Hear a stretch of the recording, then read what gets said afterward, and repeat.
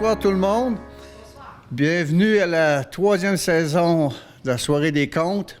Bienvenue à nos conteurs, bienvenue à nos spectateurs et salutations à notre audience. Puis, s'il y en a qui veulent venir compter ou venir assister à nos audiences, contactez notre station communautaire et on vous ferait plaisir de vous indiquer quand est-ce venir.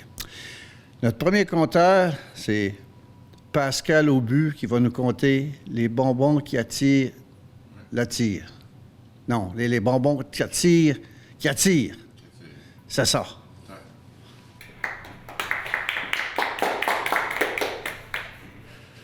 Merci. Ça fait qu'histoire je vais vous raconter, c'est les bonbons qui attirent. Mais bonbons qui attirent, on ne sait jamais. Puis des fois, ça peut être un petit peu... C'est bon, mais quel prix qu'on va payer pour. Mais ça, faut que je vous raconte ça. C'était une soirée un peu comme à soir. Là. On était en novembre, puis il y a un peu de pluie, un peu de neige, c'était grisâtre. Là, je venais de finir de travailler, parce que là, je travaillais au moulin d'ici. Puis là, dans le temps, ça marchait fort, tout ça. Puis je venais de finir de travailler, j'étais fatigué. Là, je m'en allais vers la maison. Ça fait qu'en quittant le moulin en bois, j'arrive, puis je passe à côté de la maison spéciale. Puis tout le monde qui est à Rockland, il sait c'est laquelle. Cette maison-là, on a tout le temps eu des histoires surprenantes, bizarres, on entendait des bruits, tout ça. Bien là, ça donnait ce soir-là, je passais à côté, puis il y avait un petit peu de musique, puis il y avait des gens qui riaient. Puis là, je me demandais, c'est quoi ça? Puis là, je vois qu'il y a des belles dames qui sont bien habillées, sont élégantes, puis ils me font signe. Fait que là, je regarde la maison, elle était toute belle, toute éclairée, il y avait des chandelles un peu partout, c'est comme... je sais pas trop, mais je me fais inviter par des belles demoiselles, pourquoi pas. Fait que j'arrive à la porte, puis ils sont comme « Monsieur, venez, prenez donc un bonbon ». Fait qu'il y avait un bol, puis c'était rempli de bonbons de tire Sainte-Catherine. Puis c'est donc bon, les bonbons de tire Sainte-Catherine. Fait que j'en mets un, puis ils sont comme « Ah ouais, il y en a d'autres, viens-t'en ». Fait que là, ils me tirent, puis ils me rentrent dans la maison. Une fois que j'arrive dans la maison, je voyais que c'était bien, puis il y avait une bonne odeur sucrée là, qui me caressait le nez, parce que, mon Dieu, que c'est bon, c'est quoi qui se passe là? Puis là, t'avais un paquet de jeunes femmes qui s'amusaient, ils étaient un petit peu âgés, il y avait mon âge à peu près, puis un petit peu âgé, mais juste pour dire, là. Puis là, ils tiraient de la tire Sainte-Catherine. Fait qu'il y a une dame qui s'approche, puis c'était une sœur, puis... Elle s'approche, « Ah, monsieur, bienvenue, merci d'avoir venu nous aider. » Tu sais, moi puis mes Catherinettes, là, on fait de la tire à soir, puis c'est bien que vous êtes venus nous voir, parce que, tu sais, des fois, c'est toujours plaisant d'avoir un jeune homme avec nous. Je dis, « Ah, bon, OK, merci. » Elle dit, « Ben, asseyez-vous, tu sais, regardez, prenez un bonbon, allez-y, son bonbon. » Puis c'est sûr que je pouvais pas y résister à la tentation, hein. Ça fait que j'en prends un, puis... commence à mâcher mon bonbon, là. Puis pendant que je fais ça, là, j'y voyais. Puis ils riaient entre eux autres, puis des fois, il y en avait qui me faisaient des clins d'œil, puis là, c'est comme, ils me faisaient des beaux sourires, puis là, ça tirait, puis la tire Sainte-Catherine, quand tu prends ça, puis tu pétris, puis tu tires, c'est un spectacle. Juste regarder ça, là, c'est comme, puis tire, puis des fois, ils m'ont demandé, puis moi aussi, je tire là-dessus, puis... ça demande de la force, là. Après un temps, là, la dame, pendant que je faisais ça, la sœur, elle s'approche, elle dit, « Vous savez, moi, vous connaissez c'est quoi la tire Sainte-Catherine? » Je dis, « Ben oui, c'est du sucre, tout ça. »« Oui, mais vous savez où est-ce que ça vient? »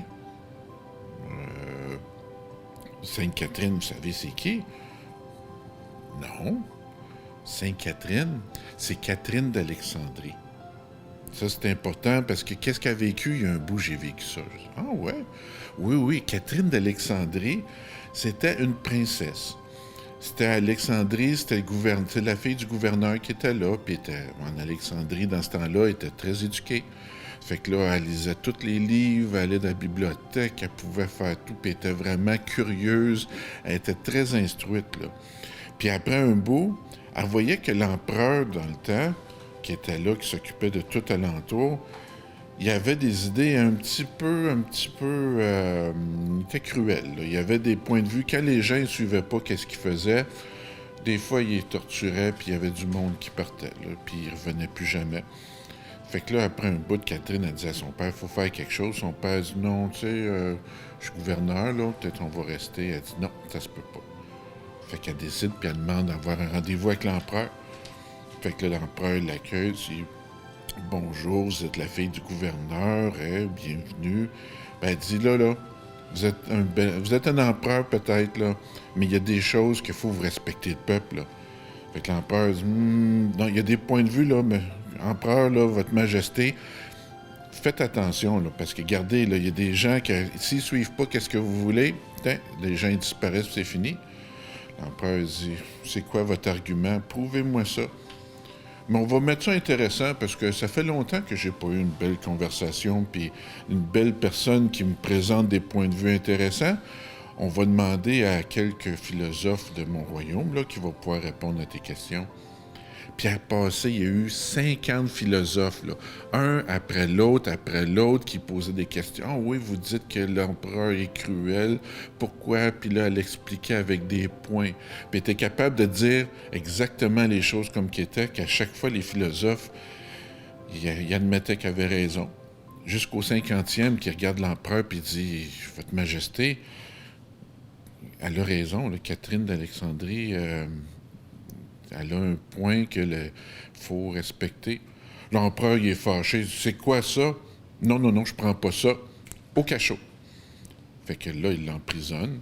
Fait que là, tu sais, elle va sûrement dire, elle veut s'excuser. Il attend avoir une excuse. Ça n'arrive pas.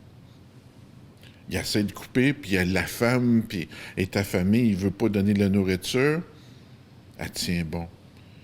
Puis après un bout, il y a des gens qui l'aident, puis elle reçoit de l'aide extérieure, puis il est capable de pouvoir continuer.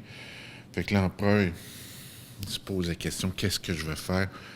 Je vais la marier. Ça va régler la situation. Ça fait que l'empereur, il te propose, il dit, OK, je vais te libérer, puis je vais tout te pardonner qu'est-ce que tu fais, mais il faut que tu me maries. Elle dit non. Non, c'est pas comme ça que tu vas gagner mon cœur. L'empereur dit, c'est assez. Il a fait torturer, il l'exécute. Fini là. Fait que elle est devenue une martyre en tenant point puis de pas se laisser avoir. Ça fait que j'entends la sœur me raconter ça avec des belles jeunes dames alentour, puis c'est comme elle me dit, tu sais, monsieur, là, c'est la même chose pour moi, là. Moi, j'étais une belle jeune femme, puis ma famille ont voulu me marier à quelqu'un que je voulais pas. Ça fait que j'ai refusé. Ben, en refusant, ils ont décidé de m'emmener au couvent, puis j'avais pas le choix, je suis devenue une sœur malgré moi. Puis j'ai tellement duré longtemps que, ben là, je suis devenue une vieille fille, puis, c'est vraiment, je me dédie au plus haut. Fait que je regarde. Mais vous, là, je veux pas vous faire peur avec ça. Prenez un autre bonbon, là, tu sais. Puis là, c'est comme, regardez, là, il y a tellement des belles femmes ici, là. Ils cherchent un mari, ils cherchent quelqu'un. Vous cherchez pas une belle demoiselle pour pouvoir aider? J'ai dit, oui, mais moi, je veux que ça soit équitable, là. C'est une femme puis un homme, il faut que ça soit des deux côtés. Je ne vais pas forcer ou je ne vais pas me faire forcer quelque chose. Il y a un respect là-dedans, là. Je veux une reine qui, elle attend d'avoir un roi à ses côtés, là. Je veux pas une princesse que je vais être le chevalier puis je vais la libérer, là. Non, non, c'est équitable des deux façons.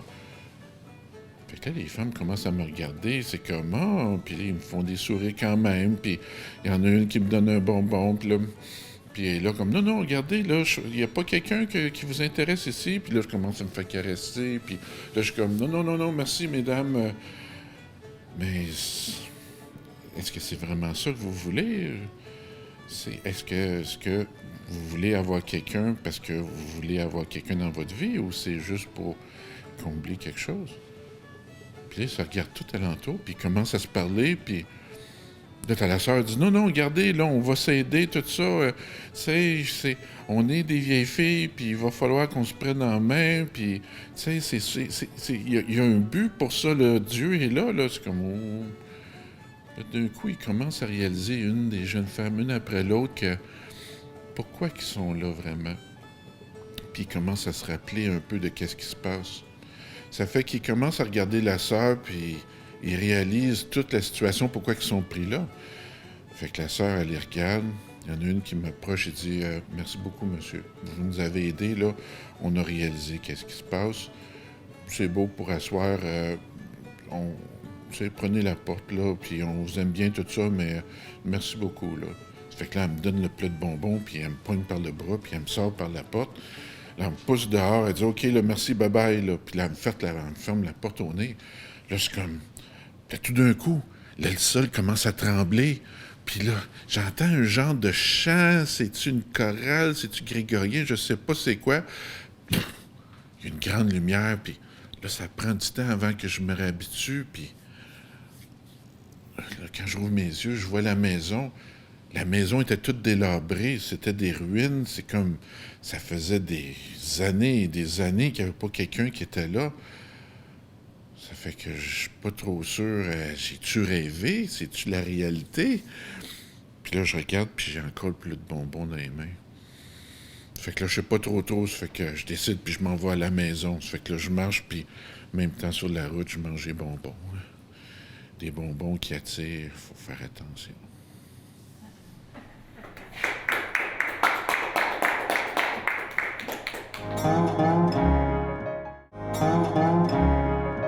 Bonsoir. Notre prochain conteur est Bernard Paquette, qui va nous raconter Joseph Thomas Cable, en son honneur de Joseph Thomas Cable. Il va raconter Combo. Merci. Comme plusieurs d'entre vous le savent, je suis un militaire de carrière, je suis en fin de carrière. Puis, comme conteur, qui est important pour moi, j'essayais de trouver quelque chose. Des fois, je compte un fait, des fois, je compte une histoire imaginaire. Mais là, c'est le mois de novembre, puis j'ai décidé de faire une histoire que j'ai appelée Combo.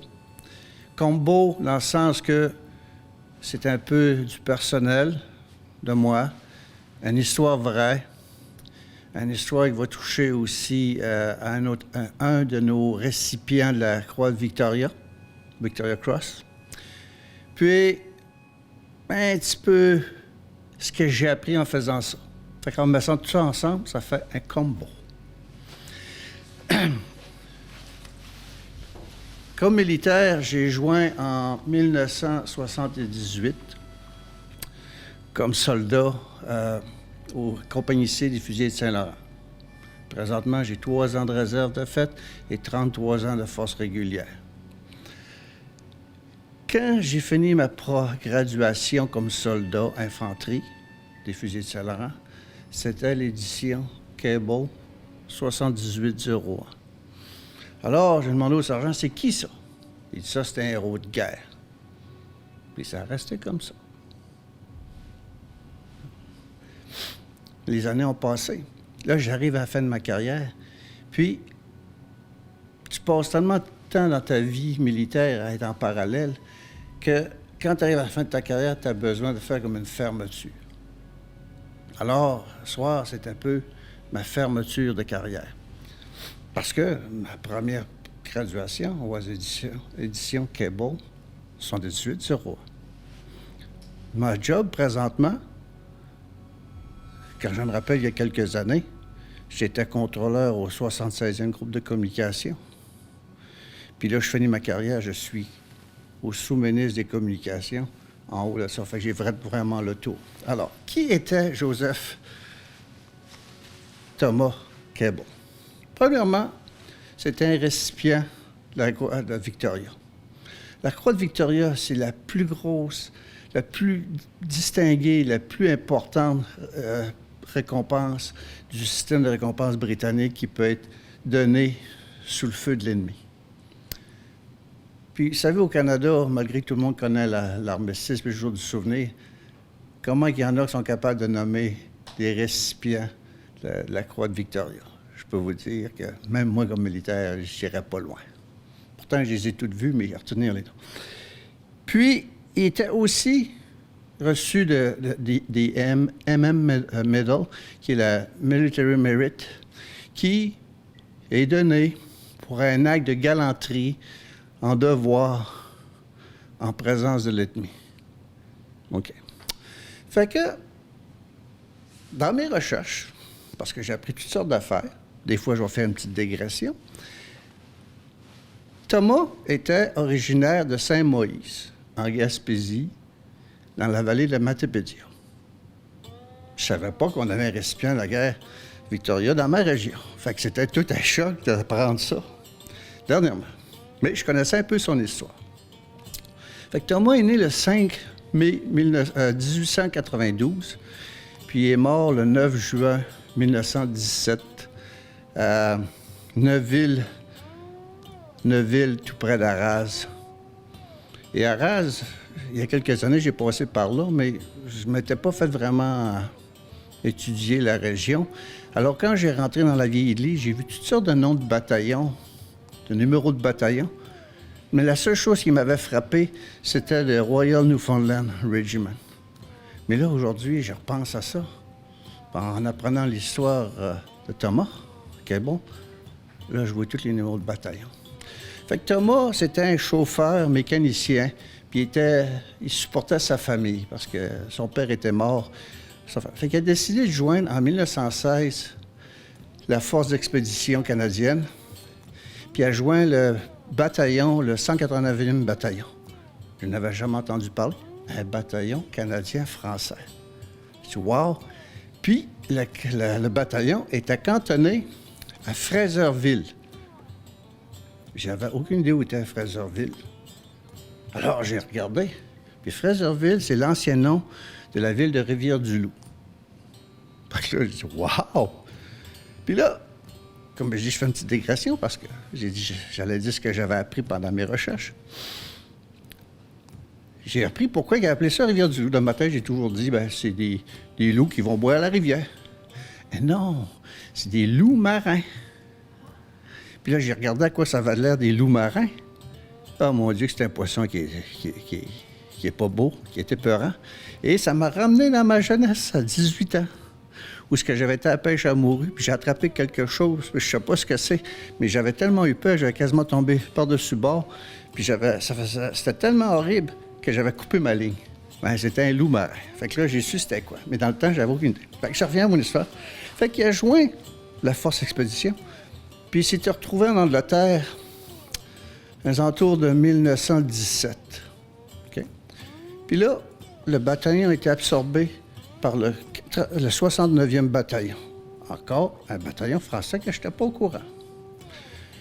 Et notre récipient, la Croix-Victoria, s'est retrouvé sur le champ de bataille un mois avant Vimy, le 3 mai 1917. Là, j'ai fait un peu de recherche, mais je n'ai pas eu le temps de lire toute sa biographie. Mais je sais que à cette époque-là, il sortait d'une blessure à l'épaule qui avait passé 6 semaines à l'hôpital. Puis, en sortant, il a été promu caporal. Imaginez-vous, en 1916, il joint, puis 2 ans plus tard, même pas 2 ans plus tard, il est caporal. Ça veut dire que c'était un soldat qui avait du potentiel. Alors, le 8 juin 1917, ses positions, sa première ligne, puis ils sont bombardés, mais violemment. Puis c'est tellement violent que dans son peloton, sa compagnie, il en reste juste un indemne qui est apte. Puis là, pour briser la ligne, les Allemands envoient un raid. Puis il y a 50 soldats allemands qui arrivent. Puis Thomas, il sort de la tranchée, puis il prend sa machine gun Lewis, ça pesait 28 livres, plus il y avait un gros carrousel qui mettait sa munition, qui peut avoir entre 50 à 97 balles, puis ça avait une cadence à peu près de 600 à 80 balles minute. Puis là, il l'a mis à la hanche, puis il a tiré, puis il a tiré, puis il a tiré, puis il a tiré, sans arrêt. Malgré qu'il a reçu une multitude de blessures, il a continué à tirer, jusqu'au temps qu'il soit frappé. Une blessure mortelle, il a tombé à la renverse dans le fond de sa tranchée, puis elle continue à tirer au-dessus de sa tranchée. Puis la dernière chose qu'il a dit, il disait, « Lâchez pas, les gars.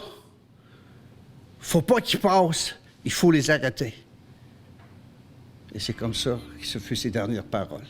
Puis le lendemain, il était mort. Alors il a reçu, comme la plupart des gens à cette époque-là, la Victoria Cross.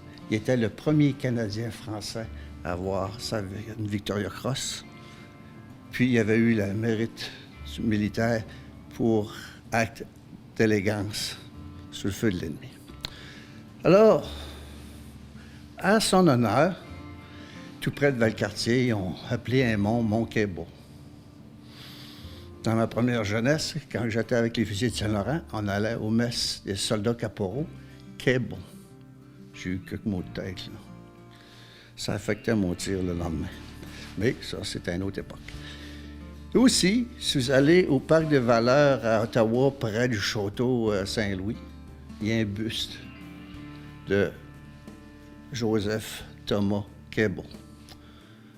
Je me suis rappelé de lui quand j'étais à la Citadelle l'été passé.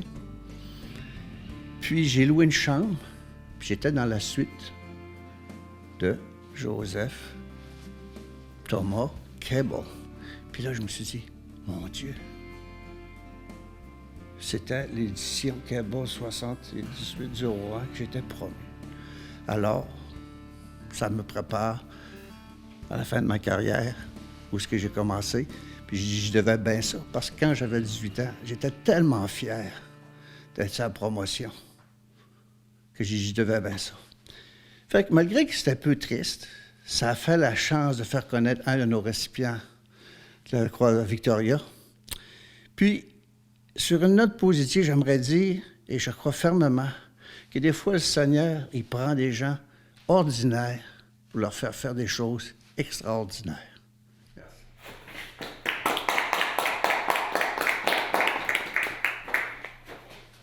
Alors, quand on a du plaisir, le temps passe vite, c'est encore la fin d'une émission.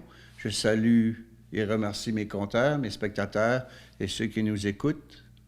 Comme je dis, si vous voulez nous joindre, vous êtes le bienvenu. Contactez la station, puis ils vont vous aviser quand on passe. Merci, à la prochaine.